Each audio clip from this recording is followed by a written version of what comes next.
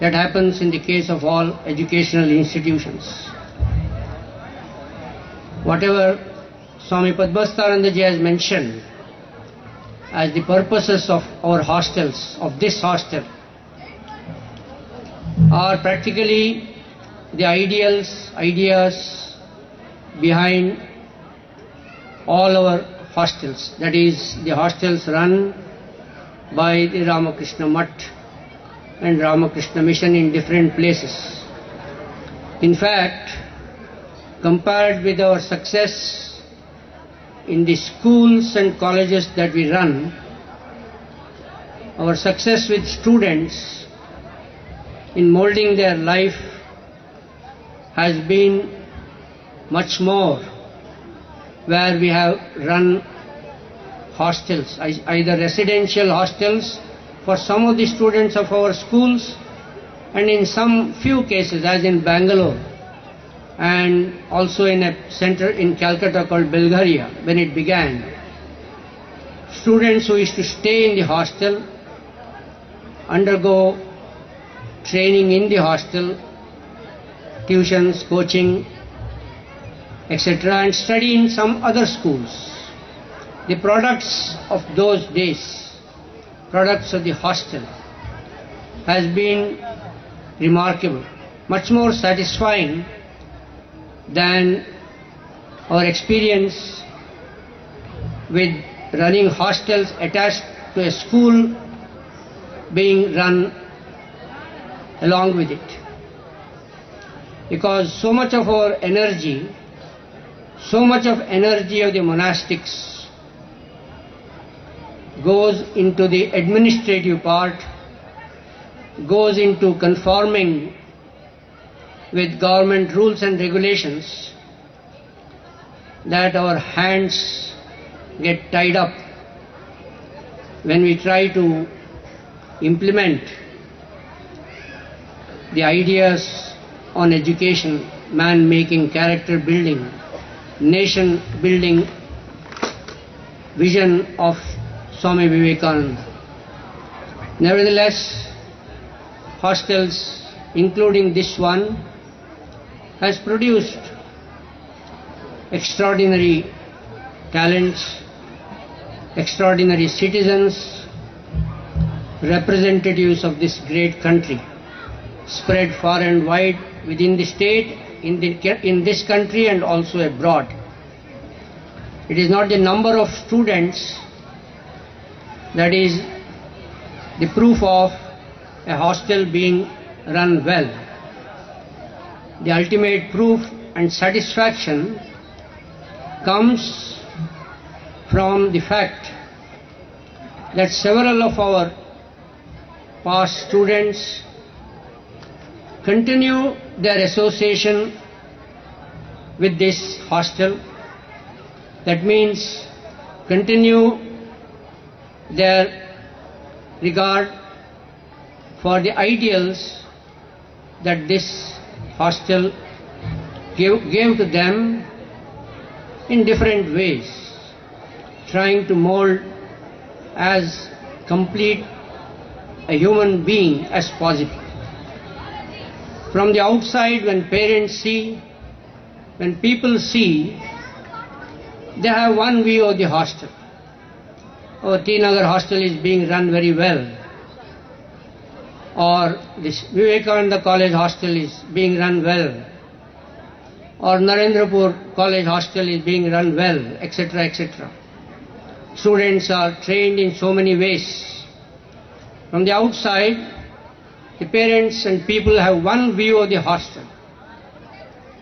But those who are monastics who are in charge of the hostel, they have their own experiences, their own views, their own feelings. How difficult it is to manage one or two children, parents know.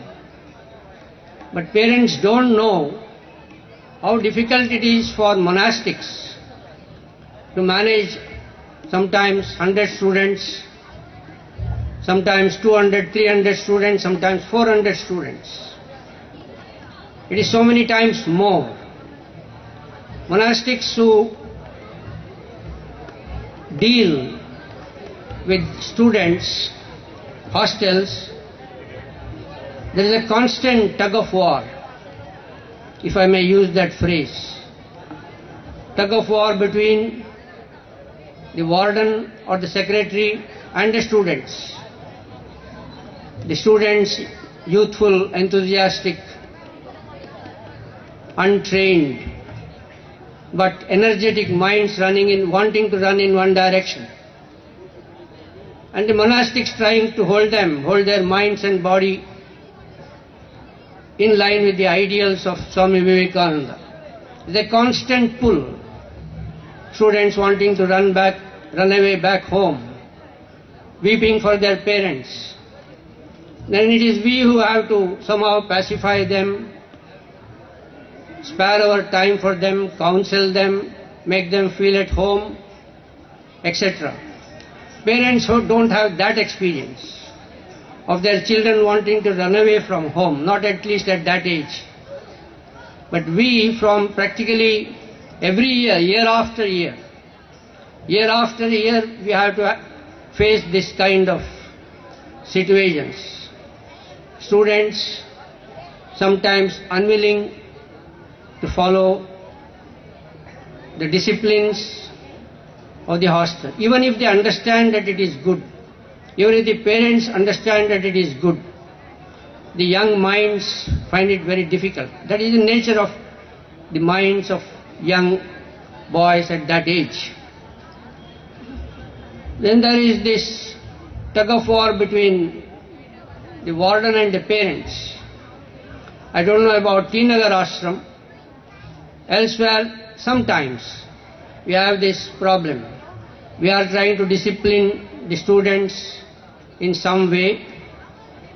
Parents, instead of the student, the parent starts weeping. Swami, my son is very young. I am leaving him in your care.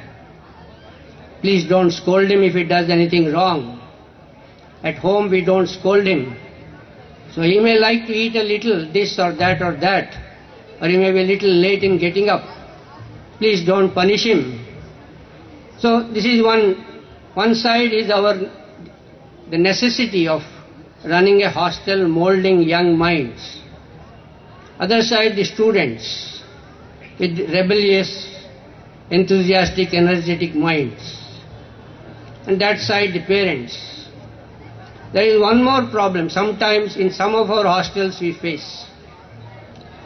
The students psychologically react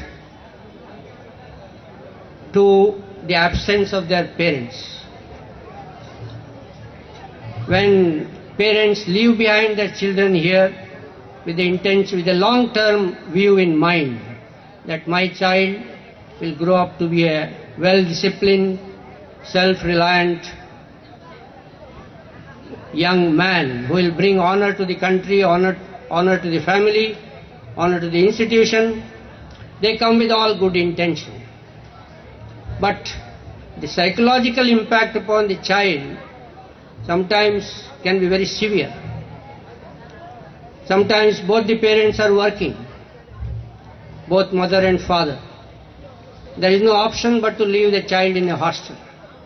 That separation from the parental care and love and affection that the child feels, though unable to express. Here it is all formal in a general way, though the wardens generally give their best energy and time for the children.